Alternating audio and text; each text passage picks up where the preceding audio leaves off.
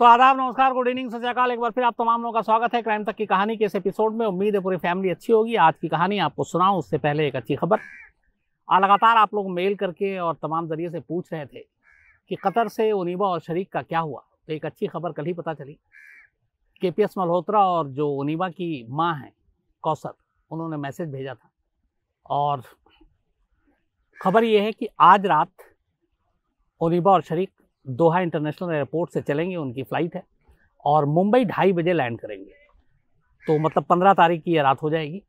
तो आखिरकार करीब 2 साल से ज़्यादा वक्त बीत चुका और एनसीबी और उनीबा और शरीक के माँ बाप की कोशिशों की वजह से जो 10 साल की सज़ा हुई थी, 8 साल पहले ही इन दोनों की रिहाई हो रही, क्योंकि ये पता चला कि ये दोनों बेकसूर हैं, असली गुनहगार कोई और था।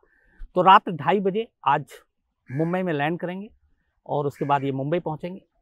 कोरोना और अभी महाराष्ट्र में आपको पता है लॉकडाउन और बाकी सारी चीज़ें चल रही, पूरे देश में हालत ख़राब है। तो मुझे भी जाना था मुंबई, लेकिन इस वजह से कि पता नहीं कब क्या लॉकडाउन कहाँ हो जाए, फिर वहीं फंस जाए। तो मुंबई से हमारी जो सहयोगी है विद्या, वो रहेंगी एयरपोर्ट पर और कल वो बातचीत भी होगी, उनकी मदद से भी मेरी बात हुई है। तो उनीबा और शरीक की पूरी कहानी कोशिश होगी यही कि कल आपको उनकी ज़ुबानी ही सुनाऊँ और क्या कुछ हुआ, कैसे रहा, उनका एक्सपीरियंस क्या था, उनके साथ जो धोखा हुआ, लोगों के लिए क्या वो नसीहत और मैसेज देंगे। पूरी जो कहानी डायरेक्ट उन दोनों की ज़ुबानी, वो सुनना मुझे लगता है ज़्यादा बेहतर होगा। तो कल उम्मीद पूरी है कि आपको उनीबा और शरीक की कहानी उन्हीं की ज़ुबानी सुनाऊँ। आज रात 2:30 बजे वो लैंड कर रहे हैं और इसके बाद सारी मुलाकात होगी। तो ये खबर थी। अब कहानी शुरू करूँ उससे पहले एक बार फिर आप लोगों से कि लगातार जो कोरोना के केसेस है बहुत बढ़ रहे हैं। हर दिन अब 1.5 लाख से ज़्यादा का आंकड़ा हो चुका है। 1000 के करीब मौत की खबर आई आज और लगभग ज़्यादातर स्टेट्स जो राज्य है वहाँ पे एक एक करके कोरोना के केसेस बढ़ रहे हैं, जिसमें दिल्ली, मुंबई, यूपी हो या फिर महाराष्ट्र हो, एमपी हो, राजस्थान हो, बिहार हो, झारखंड हो, मतलब लगभग सारे चपेट में हैं और ये तेज़ी से बढ़ रहा है। तो आप सभी ख्याल रखिए, ज़रूरत ना हो तो बाहर ना निकलिए, लोगों से कम घुलिए मिलिए, सोशल डिस्टेंसिंग का पालन कीजिए, मास्क पहनिए। मैं आपके सामने जो अभी मास्क नहीं पहने हुआ उसकी सिर्फ ये वजह ये है कि अभी कहानी सुना रहा हूँ। जैसे ही कहानी ख़त्म होगी मेरे चेहरे पे भी मास्क होगा, तो आप लोग भी इसका पालन कीजिए। अब आज की कहानी, और आज की कहानी इसलिए है कि दीपक ने ये बताया कि बड़ी डेट बहुत मैच कर रहा है। आज 14 अप्रैल है और ये कहानी 14 अप्रैल की है 1944 की। हाल में कुछ महीने पहले आपने एक बैरूत की खबर सुनी होगी। बैरूत में एक डॉकयार्ड पर एक धमाका हुआ था और उसमें काफ़ी लोग मारे गए थे। लगभग ऐसा ही एक धमाका 1944 14 अप्रैल को मुंबई में हुआ था, मुंबई की डॉक पर हुआ था। उसमें कहते हैं करीब 1000 से 1300 लोगों की मौत हुई थी और इस धमाके की गूंज जो है वो 1300 किलोमीटर दूर मुंबई से शिमला तक में सुनाई दी थी। मुंबई में अनाज के लाले पड़ गए थे। कई दिनों तक पूरा अफरा तफरी का माहौल था। कई बिल्डिंग ज़मींदोज़ हो गए थे और इस धमाके के बाद आग बुझाने में ही करीब 3 दिन लगा। तो ये पूरी कहानी सेकेंड वर्ल्ड वॉर के दौरान की है और इस कहानी की शुरुआत होती है अप्रैल के महीने से ही। सेकेंड वर्ल्ड वॉर में पूरी दुनिया हिस्सा ले रही थी। भारत तब आज़ाद नहीं हुआ था, हम लोग अंग्रेज़ों के अधीन थे और उसी दौरान में इसी सेकेंड वर्ल्ड वॉर में शामिल होने के लिए, लड़ाई लड़ने के लिए इंग्लैंड से एक जहाज़ चलती है और उसमें काफ़ी भारी मात्रा में जो जंग के सामान थे वो लदे हुए थे। इस कार्गो शिप का नाम था फोर्ट स्टिकिन। फोर्ट स्टिकिन 1944 में अप्रैल के महीने में इंग्लैंड से चली और उसको मुंबई पहुंचना था। इस शिप में, कार्गो शिप में तमाम बॉम्ब, विस्फोटक, फाइटर एयरक्राफ्ट और बहुत सारे दूसरे सामान, हथगोले, ये सारी चीज़ें रखी हुई थी। इसे मुंबई पहुंचना था 12 अप्रैल को, लेकिन इसमें थोड़ी सी 2 दिन की देरी हुई और उसकी वजह ये थी कि ये शिप वहाँ से जब कार्गो शिप चली तो ये पहुँचती है कराची। कराची में जब ये पहुँचती है तो इसमें यह था कि चूंकि विस्फोटक है, बॉम्ब है, बहुत सारी चीज़ें हैं, तो बहुत सारे इसमें चीज़ें आपको नहीं रखनी थी, और ये एक रूल होता है, एक सारी चीज़ें होती है। लेकिन कराची पे जब ये शिप पहुंची, और इवन इसमें जो फ्यूल है, तेल है, उसकी भी एक कितना बैरल होना चाहिए, उससे ज़्यादा नहीं, लेकिन जितना बैरल होना चाहिए उससे कहीं ज़्यादा तेल कराची में इसमें और डाले गए। इसके अलावा कराची में सूती कपड़ों के सैकड़ों गट्ठर इस शिप पे लाद दिए गए, और ये जहाँ पे सारे बारूद और सारी चीज़ें रखी थी, उसके निचले तल पर ये सूती के सारे जो कपास के थे गट्ठर ये रख दिए गए। और इसको रखने के बाद अब ये कराची से मुंबई की तरफ रवाना होता है। इस कार्गो शिप में और चीज़ों के अलावा 31 ऐसे बक्से थे जिसमें सोने की सिल्लियाँ थी, 31। और ये इंग्लैंड से मुंबई इसलिए लाया जा रहा था कि सेकेंड वर्ल्ड वॉर चल रहा था, और इंग्लैंड को ये था कि भारतीय रुपया जो है वो मजबूत हो, करेंसी, तो उसके लिए ये सोने की तमाम सिल्लियाँ वहाँ से भारत भेजी जा रही थी। और यहाँ पे गवर्नमेंट को सोने की सिल्लियों को यूज़ करना था अपने रुपए को मजबूत करने के लिए। कराची, पहले इंग्लैंड, फिर कराची से होते हुए आखिरकार ये जहाज़ मुंबई पहुँचती है, कार्गो शिप। अब जब ये मुंबई पहुँचती है तब इस जहाज़ में एक ये था कि कम से कम 250 बैरल से ज़्यादा इसमें तेल नहीं होना चाहिए, लेकिन कराची में इतना ही बैरल और तेल इसमें डाल दिया गया, और साथ में अब सारे विस्फोटक सामग्री, तो बहुत ही रिस्की था। इसके अलावा आपने कॉटन डाल दिया, आपने सूती के कपड़े डाल दिए, वो सारे विस्फोटक के नीचे वाले तल में रखा हुआ है, तो कहीं भी ज़रा सा भी कुछ भी अगर गड़बड़ी होती है तो आग लगने का खतरा, और आग के साथ साथ फिर धमाके का खतरा, क्योंकि सारे बॉम्ब और बारूद इस जहाज़ के अंदर रखे हुए थे।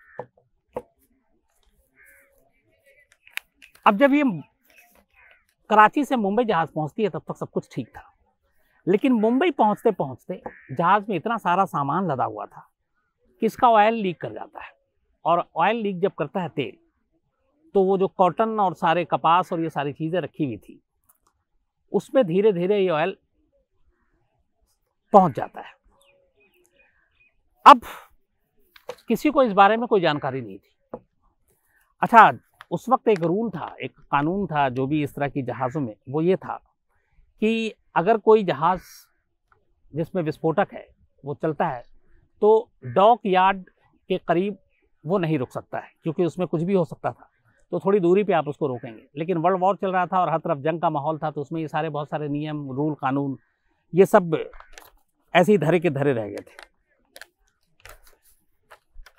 अब ये जहाज़ मुंबई के डॉक पर पहुंचती है। डॉक पर पहुंचने के बाद इस जहाज़ में अचानक तेल के रिसाव की वजह से आग लग जाती है, और आग पहुंचती है कॉटन और जो सूती के कपड़े और सारी चीज़ें थी वहाँ तक। और शुरुआत में इस आग के वजह जो कपड़े थे और कॉटन थे उसकी वजह से काला धुआं आसमान में फैलना शुरू होता है। जब ये धुआं निकलता है तो लोगों को कुछ पता ही नहीं चलता है।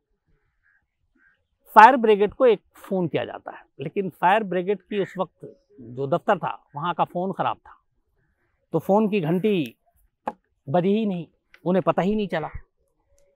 और ये बात है 14 अप्रैल 1940 दोपहर 12:45 पर, जब पहली बार इस शिप से धुआं उठा था। खैर, फायर ब्रिगेड ने फ़ोन नहीं उठाया। इसके बाद लोगों के ज़रिए फायर ब्रिगेड तक खबर पहुंचाएगी। 2 फायर ब्रिगेड की गाड़ियां, उन्हें अंदाज़ा ही नहीं था कि ये मामला क्या है, कौन सा जहाज़ है, इस जहाज़ में है क्या, वहाँ पे पहुंच जाती है। अब 2 फायर ब्रिगेड की गाड़ियाँ, इतने बड़े शिप और उसमें इतने सारे विस्फोटक, उसको देखते हुए उसको रोकना उनके लिए लगभग नामुमकिन था। वो कोशिश में लगे रहते हैं लेकिन कोई फ़ायदा नहीं होता। जब उन्हें अंदाज़ा होता है कि ये मामला बड़ा है, इसके बाद फिर बाकी फायर ब्रिगेड की गाड़ियाँ पहुँचती हैं।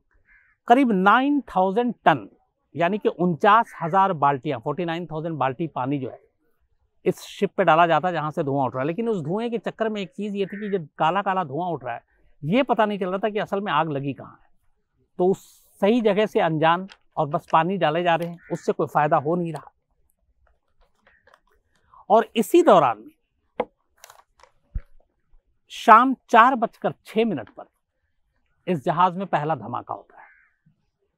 और ये धमाका इतना ज़बरदस्त था कि आसपास के लोगों के तो कान के पर्दे फट जाते हैं। इस धमाके की वजह से जो जहाज़ में बहुत सारे लोहे के टुकड़े और बाकी चीज़ें थी वो उड़ उड़ कर लोगों तक पहुंचती हैं। कई लोगों के तो टुकड़े हो जाते हैं।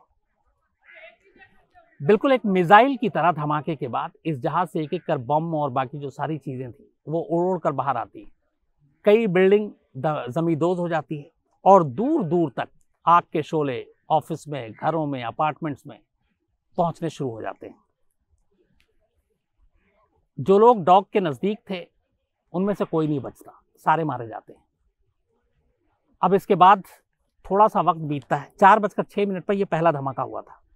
करीब 35 मिनट बीतता है, अभी अफरा तफरी का ही माहौल था कि शाम 4:40 पर इसी जहाज से एक और दूसरा धमाका होता है और ये पहले वाले धमाके से भी कहीं ज़्यादा ताकतवर धमाका था। इस धमाके के बाद उस डॉग के आसपास जो करीब 27 बड़े जहाज जो खड़े थे वो सारे जल जाते हैं और सारे डूब जाते हैं। इस जहाज के साथ एक प्रॉब्लम ये थी कि इसको इस तरीके से बनाया गया था कि इसमें जो पानी भी डाला जा रहा था वो पानी नीचे की तरफ आ रहा था और चूंकि जहाज डॉक के बिल्कुल करीब खड़ा है तो जहाज डूब भी नहीं सकता, वहां पे गहराई कम, तो उसको आग को बुझाना मुश्किल था, नामुमकिन था बल्कि। तो 27 बड़े बड़े जो जहाज थे वो खाक हो जाते हैं पूरी तरह से जलकर।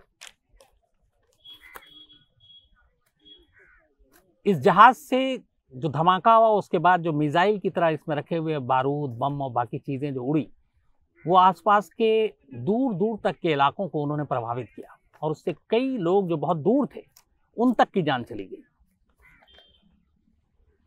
कहते हैं कि इस पूरे धमाके में करीब 1300 लोगों की मौत हुई। हालांकि कुछ हजार फिगर बताते, कुछ 1300। उसकी वजह यह है कि कई लाशें बुरी तरह से जल गई थी।